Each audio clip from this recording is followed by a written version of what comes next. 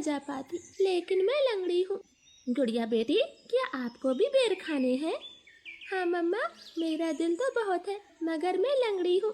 मेरी बेटी लंगड़ी है तो क्या हुआ, उसकी माँ तो स्वस्थ है। चलो आज मैं आपको बेरी के पेड़ पर ले जाती हूँ। आप भी जग्गू कुक्कू की तरह डाल पर बैठकर खूब बेर खाना। अब जल्दी चलो। फिर एक टोकरी में गुड़िया को बिठाकर मम्मा चिड़िया भी घर से बाहर चली जाती है। खट्टा मीठा बेर है, दिल कर रहा है इसकी गुठली भी खा जाऊं।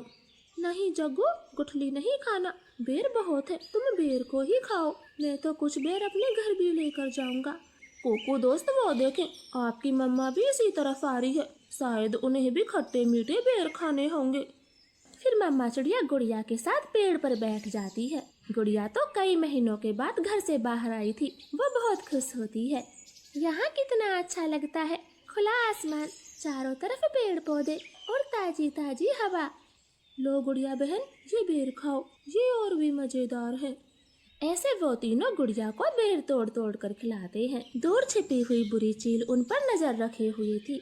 अरे वाह, एक साथ चार चार शिकार है, किसी एक का खात्मा तो हो ही जाएगा, बड़ी तेज भूख लगी है। फिर वो बुरी चील धीरे धीरे बेरी के पेड़ तक पहुंच जाती है और एकदम से उन्हें घेर लेती। जग्गू और कुक्कू तो डर के मारे मम्मा चिड़िया के पीछे छिप जाते हैं। सब ऐसे ही खड़े रहो, अगर एक भी भागा तो कच्चा चबा जाऊंगी, बड़ी तेज भूख लगी है मुझे। नाना चील जी, हमें जाने दे, हमारी जान बख्श दे, छोटे बच्चों पर रहम करें। नाना चिड़िया, किसी एक को तो अपना शिकार बनाकर ही खाऊंगी। चील उनके सामने बैठी थी। तभी धीरे से जग्गू कौवा कुक्कू के कान में बोलता है, कुक्कू दोस्त, इस चील को गुड़िया को सौंप देते हैं, वैसे भी गुड़िया लंगड़ी है, ये जी कर क्या करेगी, कम से कम हम तीनों की तो जान बचेगी। जग्गू की ये बात सुनकर कुक्कू तुरंत अपनी माँ से बोलता है, मम्मा मम्मा, गुड़िया को यहीं छोड़ दो और चलो यहाँ से, हम अपनी जान बचाते हैं। हाँ भाई, ये भी ठीक है, मेरा काम इस लंगड़ी चिड़िया से ही चल जाएगा, तुम सब चले जाओ। चील ने इतना कहा ही था कि तभी रानो चिड़िया जोर से चील को धक्का मारती है और पेड़ से नीचे गिरा देती। जग्गू कुक्कू, गुड़िया को साथ लेकर यहाँ से भाग जाओ, मैं इस चील को आपके पीछे नहीं आने दूंगी, बेटा जल्दी से भागो यहाँ से।